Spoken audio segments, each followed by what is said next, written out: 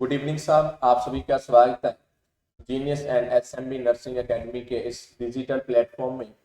आज हम डिस्कशन करेंगे कार्डियोवैस्कुलर सिस्टम के ड्रग्स के बारे में। और आज इस सिस्टम के अंदर हम आज कुछ इंपॉर्टेंट ड्रग आपके सामने लेके आए हैं। वो दवा क्या है, किस तरह से मेरी बॉडी में काम करती है, और हमें इसके बारे में क्या क्वेश्चन पूछ सकता है। आपके सामने क्वेश्चन होगा, उस दवा के एक्शन देखेंगे, वो दवा कहीं ना कहीं साइड इफेक्ट क्या है, जितना पॉसिबल हो चुका इंपॉर्टेंट ड्रग्स के बारे में हम जिक्र करेंगे। सबसे पहला क्वेश्चन आपकी स्लाइड पे है। The nurse is monitoring a client who is taking propranolol. Nurse एक पेशेंट को मॉनिटर कर रही है। जो पेशेंट कौन सी दवा ले रहा है सर? प्रोपेनोलोल दवा ले रहा है। विच assessment finding indicates the potential adverse complication associated with this medication. वो आपसे पूछना चाह रहा है कि ये मेडिसिन लेने के बाद कौन से साइड इफेक्ट या कौन से एडवर्स इफेक्ट या कौन से कॉम्प्लिकेशन पेशेंट के अंदर देखने को मिल सकते हैं। इसका उत्तर आप तभी दे पाओगे जब आपको ये पता होगा कि ये दवा कौन से ग्रुप की है। सर, ये दवा बीटा ब्लॉकर ग्रुप की है। किसकी सर? बीटा ब्लॉकर ग्रुप की दवा है जिसका नाम है प्रोप्रेनोलोल। ये दवा के यूज क्या है आपको पता होने चाहिए, इसके साइड इफेक्ट क्या है पता होने चाहिए। तो सर, हम जिक्र करते हैं प्रोप्रेनोलोल दवा के बारे में। ये दवा कौन सी दवा सर? प्रोप्रेनोलोल। ये दवा कहीं ना कहीं सर बीटा ब्लॉकर ग्रुप की दवा है। कौन सा ग्रुप सर? जिस दवा के पीछे LOL लग जाए वो दवा कौन से ग्रुप की होती है?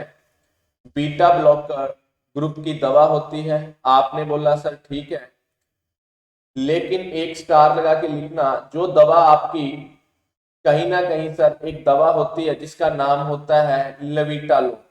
कौन सी दवा? लेविटालोल। वो अल्फा प्लस बीटा ब्लॉकर होती है। अल्फा प्लस बीटा ब्लॉकर होती है। इसको अलग से कहीं ऊपर कॉपी पे नोट डाउन कर लेना। लेविटालोल अल्फा ब्लॉकर आपकी बॉडी में रिसेप्टर मौजूद होते हैं, उन्हीं रिसेप्टरों पे दवा काम करती है। ये बात स्टार लगा के लिखना। बाकी जो दवा के पीछे LOL लगा हो वो दवा कौन सी होती है? बीटा ब्लॉकर होती है। प्रोप्रेनोलोल दवा वो आपसे पूछना चाह रहा है कि जब आपने प्रोप्रेनोलोल दवा पेशेंट को दी, नर्स को उसकी बॉडी में कौन से साइड इफेक्ट देखने को मिले? सर, जब हम पेशेंट को ये दवा देते हैं, एक तो हमें साइड इफेक्ट देखने को मिलेंगे और एक हम कुछ एक्सपेक्ट करते हैं कि ऐसा उसकी बॉडी में होता है। क्या देने के बाद? प्रोप्रेनोलोल देने के बाद। हमें दोनों ही बातें पता होनी चाहिए। हमें एग्जाम में दोनों ही बातें पूछ सकता है कि प्रोप्रेनोलोल दवा के देने के बाद आपको कौन सी चीज देखने को मिलेंगी। सबसे पहली बात तो ये है, प्रोप्रेनोलोल दवा देने के बाद उस पेशेंट के अंदर जो बीपी होगा वो कम देखने को मिलेगा। आपके बीपी के क्या आएगा सर? बीपी कम आएगा। इसके अलावा उस पेशेंट के अंदर आपको पल्स रेट क्या देखने को मिलेगी? कम देखने को मिलेगी। मेरे कहने का मतलब, आपने किसी पेशेंट को प्रोप्रेनोलोल दवा दी है, उसके देने के बाद यदि उसका बीपी कम हो रहा है, यदि उसकी पल्स रेट कम हो रही है, तो ऐसा इस मेडिसिन की लेने की वजह से हो रहा है, ऐसा इसका दवा लेने के बाद ऐसा इस तरह से आपकी बॉडी के अंदर होता है, ये साइड इफेक्ट नहीं है।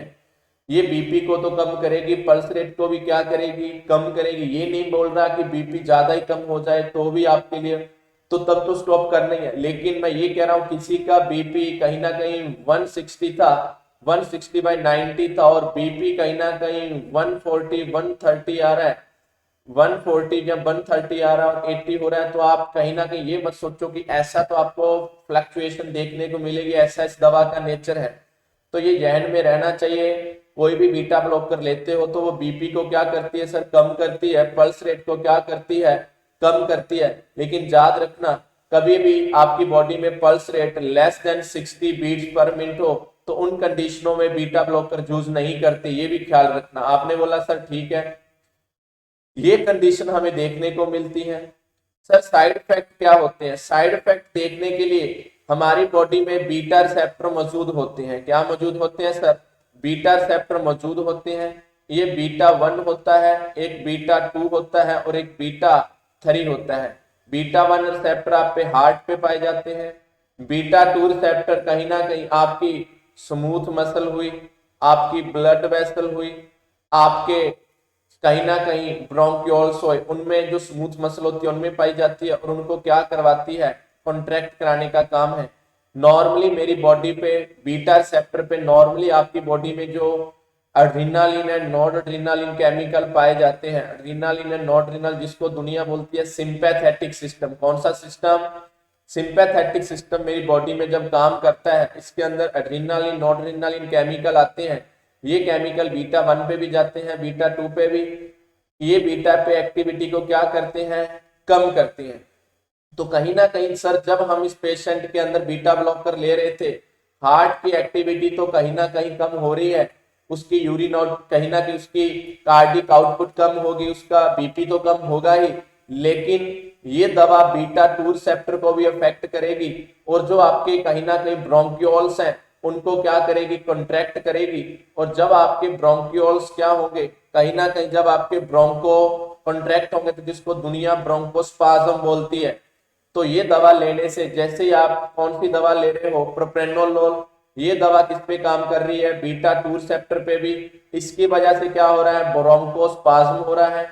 जो आपका जिस रास्ते से आपकी ऑक्सीजन को अंदर जाना है आपकी बॉडी में और CO2 को बाहर आना है, वो रास्ता कहीं ना कहीं नैरो हो रहा है, सकरा हो रहा है। और उसी सकरे रास्ते से जब एयर गुजरेगी तो आपको स्पेशल टाइप की साउंड सुनाई देगी जिसको दुनिया बोलती है बीजिंग साउंड। आपको बिसल साउंड सुनाई देगी।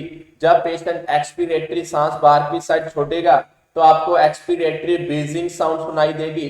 तो आपको एग्जाम में ये भी पूछ सकता है कि बीजिंग साउंड सुनाई देती है जब ब्रोंकोस्पाज्म।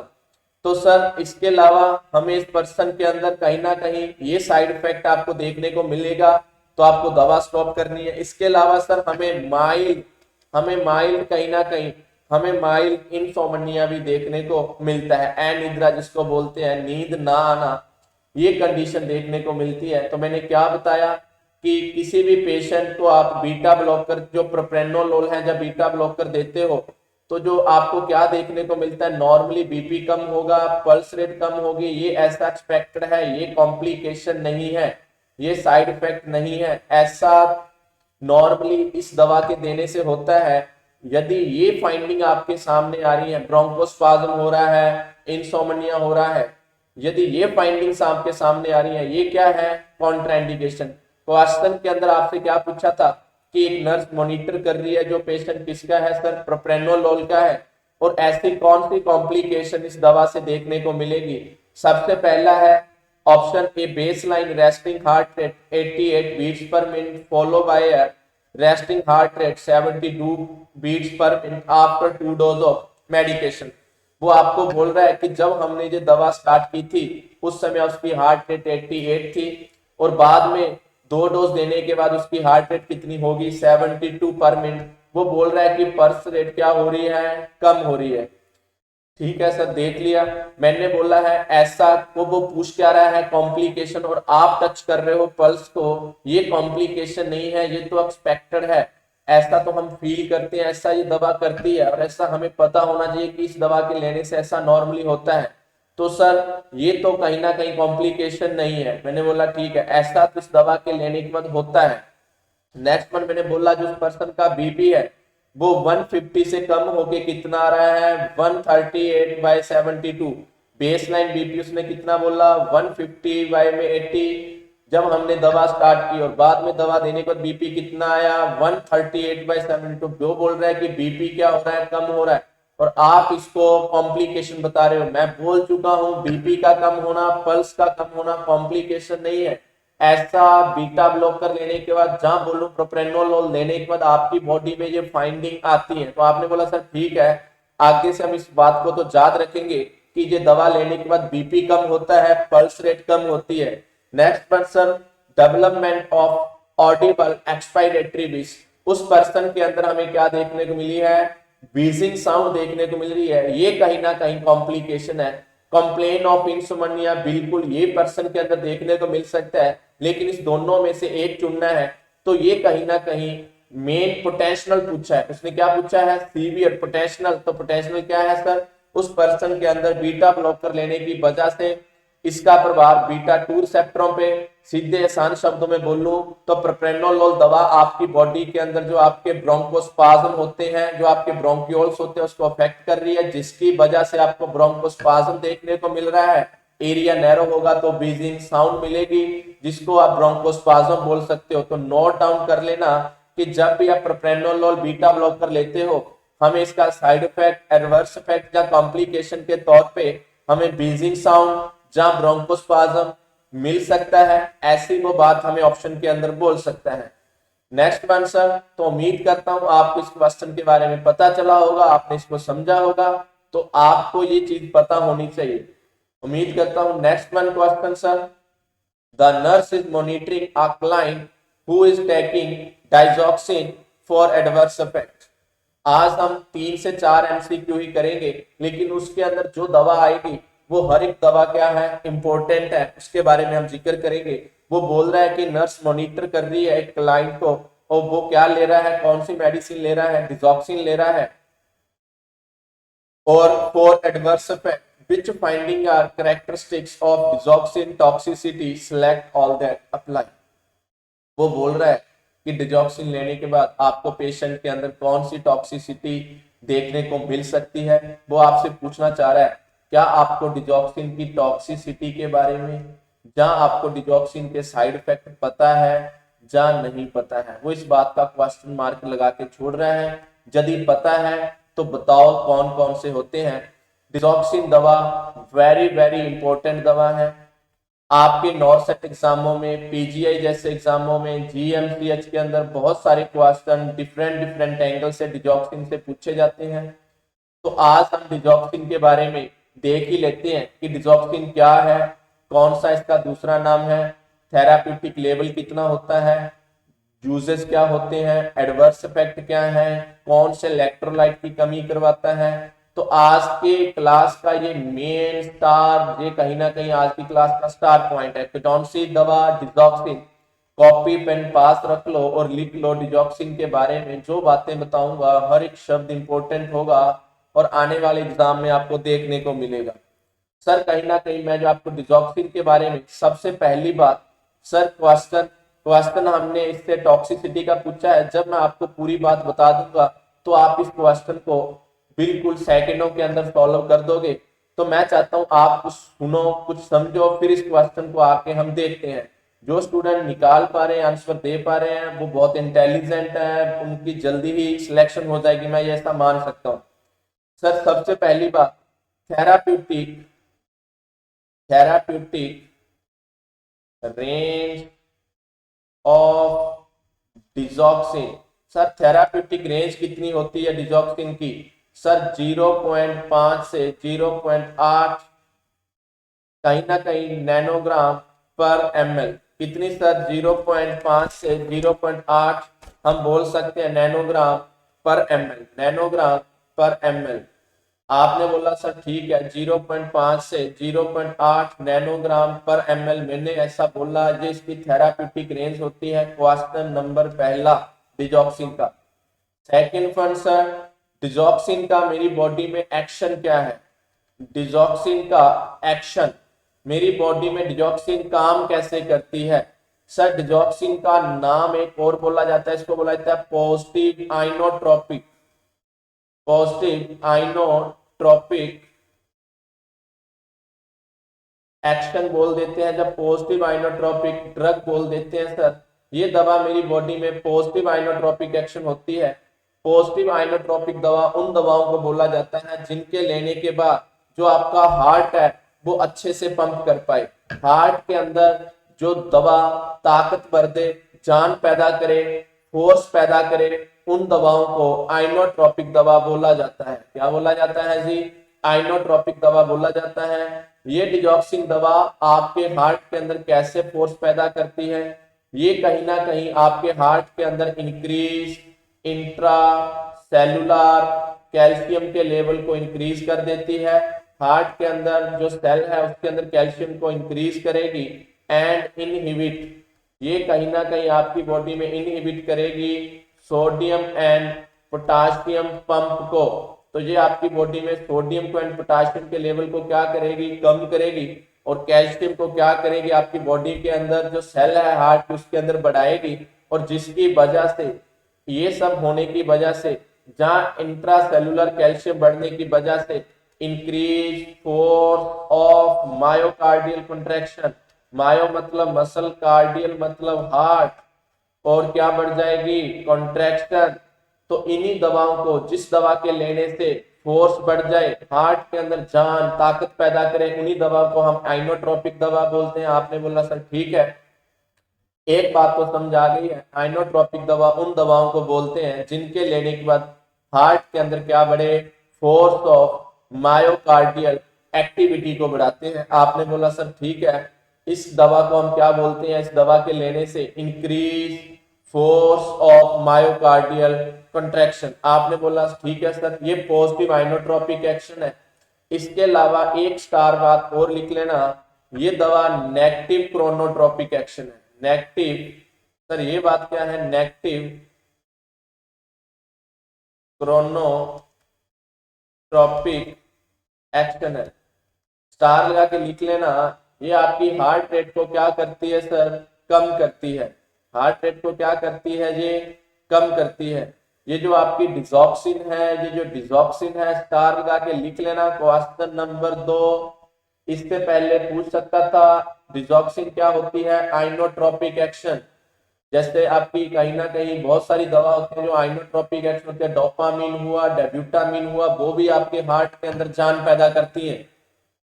तो ये सेकंड लाइन ऑफ ड्रग रहता है, सेकंड लाइन ड्रग रहती है सीएचएफ के पेशेंट में। फर्स्ट लाइन ड्रग आपकी डिजॉक्सिन एंड डोपामिन रहती है, उसके बाद जो सेकंड लाइन ड्रग रहती है सीएचएफ के पेशेंट में वो डिजॉक्सिन रहती है। आपने बोला सर ठीक है, हार्ट रेट को क्या करती है सर, ये कम करती है। ये थर्ड वन क्वेश्चन याद रखना, किसके बारे में, डिजॉक्सिन के बारे में।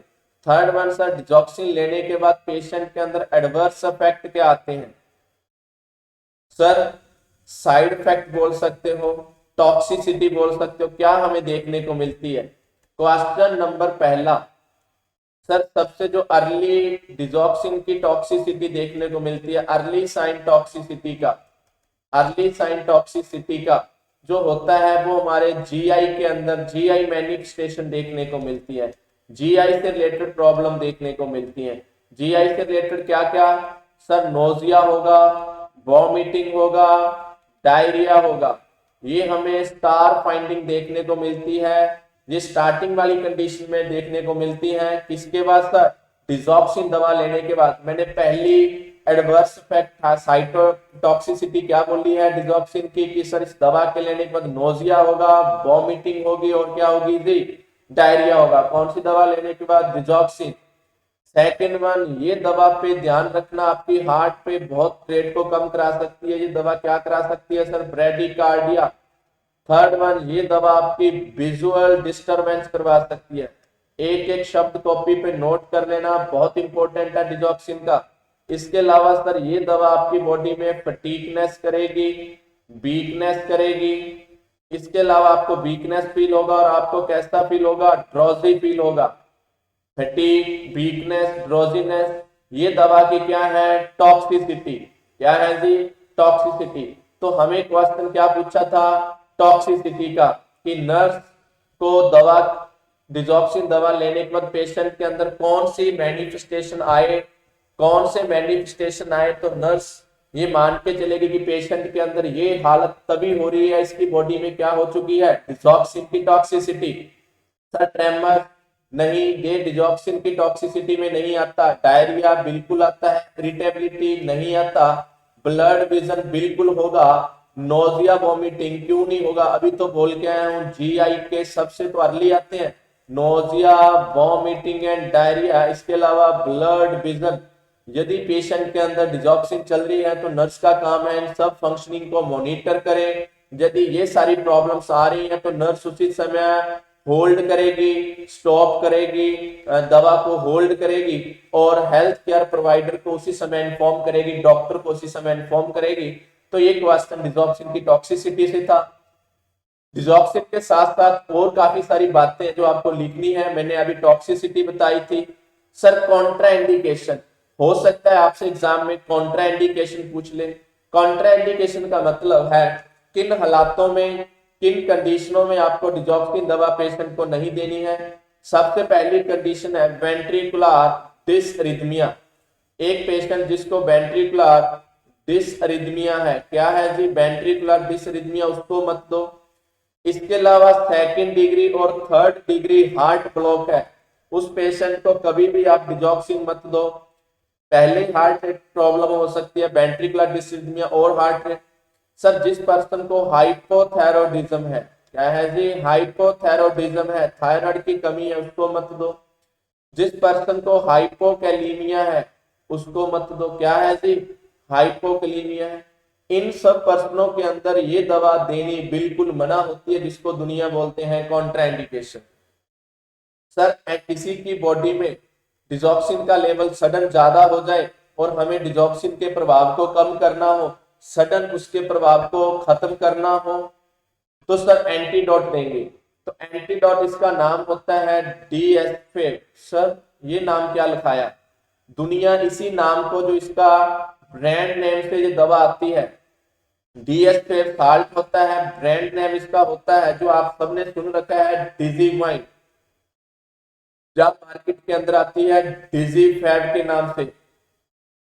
ये दो नाम से जो एंटीडोट है डिजॉक्सिन का, जिसको दुनिया बोलती है एंटीडोट ऑफ डिजॉक्सिन, रट्टे लगवाती है कि डिजीवाइन या डिजीफेव। मार्केट के अंदर जो केमिकल इसका आता है उसका नाम होता है डीएसफेव। क्या होता है जी, डीएसफेव, डिजॉक्सिन लिख सकते हो आप, digoxin specific antibody antigen binding fragments. क्या sir, digoxin specific antibody antigen binding fragments. तो आप याद रखना डीएसफेव भी आपको कभी एग्जाम में दे दे और हो सकता है डिजीबाइंड ना दे, तो पता होना चाहिए डीएसफेव ये केमिकल होता है और ब्रांड नेम डिजीबाइंड के नाम से ये दवा हमें देखने को मिलती है। आपने बोला सर ठीक है। नेक्स्ट पर्सन, जब ये पेशेंट को दवा चल रही है, नर्सिंग उस पर्सन को, नर्स क्या एडवाइस देगी, आपसे ये भी पूछ सकता है कि एक पर्सन को डिजॉक्सिन चल रही है तो नर्स उस पर्सन को क्या एडवाइस देगी। नर्स उस पर्सन को बोलेगी ये दवा लेने से तेरी बॉडी में पोटाशियम क्या हो सकता है, कम। तू कम से कम ऐसी डाइट खा जिसमें पोटाशियम क्या हो, ज्यादा हो। ईट फूड इंक्रीज पोटाशियम, वो फूड खाओ जिसके अंदर पोटाशियम की मात्रा क्या हो, ज्यादा। वो बोलेगा हमें ना ध्यान मैडम जी, कौन सी दवा के अंदर पोटाशियम का लेवल, कौन सी फूड में पोटाशियम क्या होता है जी, ज्यादा होता है। तो नर्स उसे बोलेगी आप फ्रूट जूस लो। क्या लो सर, फ्रूट जूस बोलेगी। उसको वेजिटेबल्स के बारे में बोलेगी और उसको बोलेगी आप पोटैटो लीजिएगा। क्या लीजिएगा सर, पोटैटो। तो ये सारे शब्द आपको पता होने चाहिए। इसके अलावा सर यदि पर्सन के अंदर less than 60 beat per minute से पल्स रेट कम हो जाए तो उसी समय दवा को स्टॉप किया जाता है। ये बात भी स्टार लगा के नोट डाउन कर लेना। क्या कर लेना जी, नोट डाउन। तो ये मैंने कुछ बातें बोली। इसके अलावा नेक्स्ट वन, लास्ट वन बात, कुछ रिस्क फैक्टर माने जाते हैं। रिस्क फैक्टर सर समझे नहीं, मतलब यदि इन कंडीशनों में, मैं सिंपल शब्दों में लिख रहा हूं, इन कंडीशनों में आप पेशेंट को डिजॉक्सिन दवा दोगे, मैं क्या बोल रहा हूं, इन हालातों में आप पेशेंट को डिजॉक्सिन देंगे तो टॉक्सिसिटी के चांस क्या है, ज्यादा है। टॉक्सिसिटी रिस्क फैक्टर लिख सकते हो, टॉक्सिसिटी रिस्क फैक्टर की इन कंडीशनों में यदि आप पेशेंट को डिजॉक्सिन दे रहे हो तो आप पेशेंट को कहीं ना कहीं डेथ की साइड लेके जा रहे हो। और ये क्वेश्चन लाखों बार एग्जाम में आ चुका है। सर बताओ तो सही, किन कंडीशनों में डिजॉक्सिन दवा पेशेंट को दोगे, रिस्क फैक्टर ज्यादा है, क्या होने के, टॉक्सिसिटी होने के। सबसे पहली बात, किसी के अंदर पोटाशियम का लेवल कम है तो उस पर्सन के अंदर चांस क्या है, क्या होने के, टॉक्सिसिटी होने के। कैल्शियम का लेवल ज्यादा है तो चांस क्या है, टॉक्सिसिटी होने के। उसके अंदर मैग्नीशियम का लेवल कम है, चांस क्या है, टॉक्सिसिटी होने के। उसकी बॉडी में हाइपोथायरॉयडिज्म है, क्या है जी, थायराइड का लेवल कम है, चांस है टॉक्सिसिटी होने के। और लास्ट वन यदि उसको रीनल डिजीज है तो चांस है, रिस्क फैक्टर ज्यादा है टॉक्सिसिटी होने के। इन हालातों में, इन कंडीशनों में पहली बात तो यह दे हुई भी मत, देनी भी पड़ जाए तो पेशेंट को मॉनिटरिंग बहुत स्पेसिफिक होनी चाहिए। और मैं बोल रहा हूँ हाइपोक्लीमिया की सिचुएशन में तो कॉन्ट्रा इंडिकेशन है, आप और कोई दवा दीजिएगा पर ये दवा मत दीजिएगा उस कंडीशन में। इन लोगों में ये जो मैंने स्टार लिखे हैं, पोटाशियम कम है, कैल्शियम ज्यादा है, मैग्नीशियम कम है, इन लोगों के अंदर रिस्क फैक्टर होने के चांस क्या है जी, ज्यादा है। इसके डिजॉक्सिन की टॉक्सिसिटी के। ठीक है सर, तो ये हमारा क्वेश्चन था डिजॉक्सिन का। Next one question sir, next question digoxin से आप क्वेश्चन पढ़ सकते हो। बोल रहा है कि prior to administer a client daily dose of digoxin the nurse review the client laboratory data. एक नर्स पेशेंट को डेली डिजॉक्सिन की डोज दे रही है, उसकी लेबोरेटरी डाटा देख रही है। उसके डाटा के अंदर सीरम कैल्शियम लेवल 9.8 मिल रहा है। उसकी बॉडी में मैग्नीशियम, क्या सर, मैग्नीशियम कितना मिल रहा है, 1.0 मिली इक्विवेलेंट पर लीटर। उसकी बॉडी में पोटाशियम कितना आ रहा है, 4.1 इक्विवेलेंट मिली इक्विवेलेंट। क्रेट का लेवल कितना जा रहा है, 0.9 mg पर decilitre. which result should alert the nurse that the client risk of digoxin toxicity। इनमें से ऐसी कौन सी वैल्यू है जो पेशेंट को कौन सी साइड लेके जा रही है जी, डिजॉक्सिन की टॉक्सिसिटी साइड। कौन सी साइड जी, डिजॉक्सिन की टॉक्सिसिटी साइड। बात समझे, कौन सी साइड जी, डिजॉक्सिन की टॉक्सिसिटी साइड। तो सबसे पहले हमें जो लेवल दिए हैं उनके बारे में नॉर्मल पता होना चाहिए। तो सर सबसे पहले जो मैग्नीशियम का नॉर्मल लेवल आपकी बॉडी में कितना होता है, तो सर 1.3 से 2.1 मिली इक्विवेलेंट पर लीटर। ठीक है सर। इसके अलावा हम जिक्र करें किसका सर, आपकी बॉडी में कैल्शियम का। किसका सर, कैल्शियम का। तो आपकी बॉडी में कैल्शियम हम बोल सकते हैं 9 से 10.5 mg पर डेसीलीटर। आपने बोला सर, ठीक है। थर्ड आंसर हमें क्रेट का लेवल पता होना चाहिए।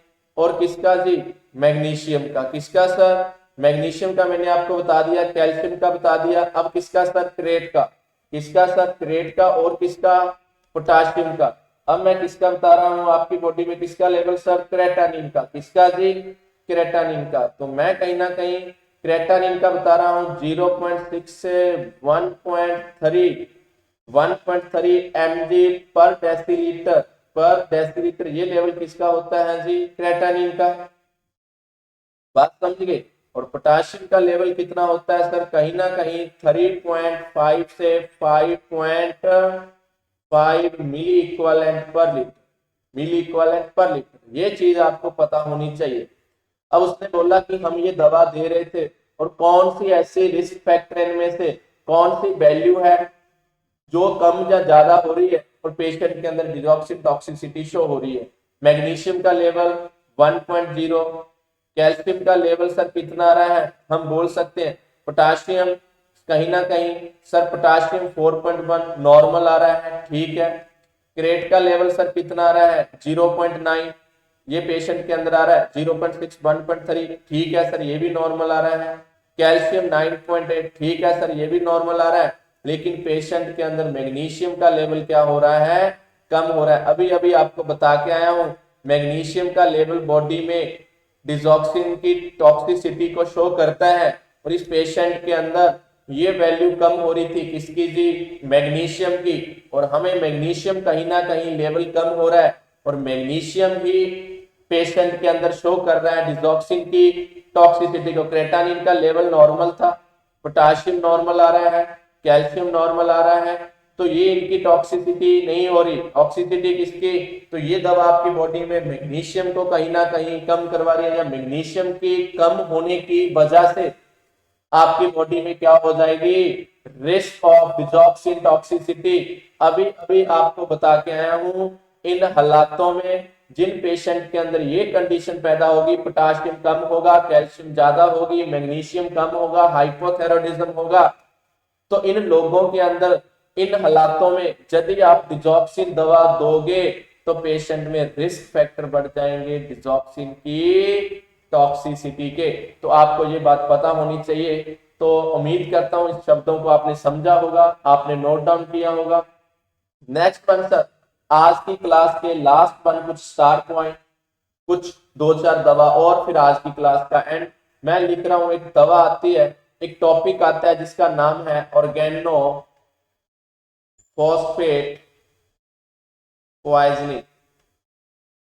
आपने सुना ही होगा ऑर्गेनोफॉस्फेट पॉइजनिंग कि कुछ पेशेंट, कुछ फार्मर्स कहीं ना कहीं जो पेस्टिसाइड्स आते हैं उनको ले लेते हैं। बहुत सारी कंडीशनें होती हैं, बहुत सारी।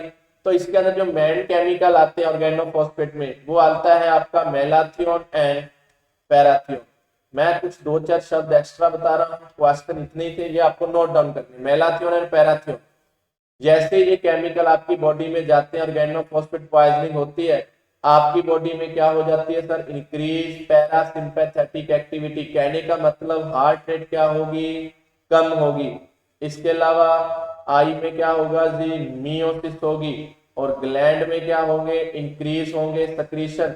तभी तो आपने देखा होगा जिस पर्सन के अंदर पॉइजनिंग होती है उसके सक्रीशन बढ़ जाते हैं। किस तरह से आपको सलाइवा देखने को मिलता है। तो सर क्वेश्चन पूछ लेता है कि एंटीडोट बताइएगा मेलाथियोन पैराथियोन का या ऑर्गेनोफॉस्फेट पॉइजनिंग का। तो हमें बोलना है एट्रोपिन। 2 mg उस पर्सन को आईवी दी जाती है और एवरी 10 मिनट बाद दवा रिपीट की जाती है। बात समझ गए जी। और एक डे के अंदर आपको 200 mg तक दे सकते हो और इससे ज्यादा आपको नहीं देनी। और कब तक देनी है, टिल एट्रोपिनाइजेशन। ये दवा कब तक देनी है, टिल एट्रोपिनाइजेशन, जब तक पेशेंट के अंदर माउथ क्या ना हो जाए, ड्राइनेस, तब तक देते रहिएगा क्या, एट्रोपिनाइजेशन। क्या देते रहिएगा, सॉरी एट्रोपिन। और कब तक देते रहिएगा, जब तक क्या ना हो जाए जी, एट्रोपिनाइजेशन। नेक्स्ट वन सर, 2 शब्द और लिखाऊंगा मस्थेनिया ग्रेविस के बारे में। मस्थेनिया ग्रेविस के बारे में पूछे कि ड्रग ऑफ चॉइस आपसे पूछता है या दवा जूस पूछता है, कौन सी दवा जूस की जाती है। ट्रीटमेंट की बात करें, आरएक्स की बात करें, तो आपको बोलना है दवा आती है जिसका नाम होता है नियोस्टिग्माइन। कौन सी दवा जी, नियोस्टिग्माइन दवा का यूज किया जाता है। क्वेश्चन आए, डायग्नोसिस ऑफ मस्थेनिया ग्रेविस। मस्थेनिया ग्रेविस बीमारी पेशेंट के अंदर है या नहीं है, ये देखने के लिए हम दवा कौन सी यूज करते हैं सर, उस पेशेंट के अंदर दवा यूज की जाती है एड्रोफोनियम। कौन सी दवा यूज की जाती है जी, एड्रोफोनियम। और डायग्नोसिस करने के लिए मस्थेनिया ग्रेविस के लिए आप एड्रोफोनियम दवा यूज करते हो। इस टेस्ट का नाम होता है टेंसिलॉन टेस्ट। कौन सा सर, टेंसिलॉन टेस्ट। तो ये भी क्वेश्चन है, ये भी क्वेश्चन है, ये भी क्वेश्चन है। क्वेश्चन आ चुका है, टेंसिलॉन टेस्ट कौन सी डिजीज को देखने के लिए करते हैं, मस्थेनिया ग्रेविस। टेंसिलॉन टेस्ट में दवा कौन सी यूज करते हैं, एड्रोफोनियम। और डायग्नोसिस मस्थेनिया ग्रेविस में क्या, एड्रोफोनियम। किसी भी एंगल से क्वेश्चन पूछ सकता है। आज की क्लास में इतना ही। आप सभी का आज की क्लास लेने के लिए धन्यवाद। तो आप सभी चैनल को जरूर फॉलो करें, जरूर सब्सक्राइब करें, ताकि आप आने वाले समय में और इंटरेस्टेड वीडियो देख सकें। हमारी और भी क्लासेस फार्मा की इंपॉर्टेंट ड्रग्स पे आपके लिए लेके आएंगे। आप इस वीडियो को शेयर जरूर करिएगा।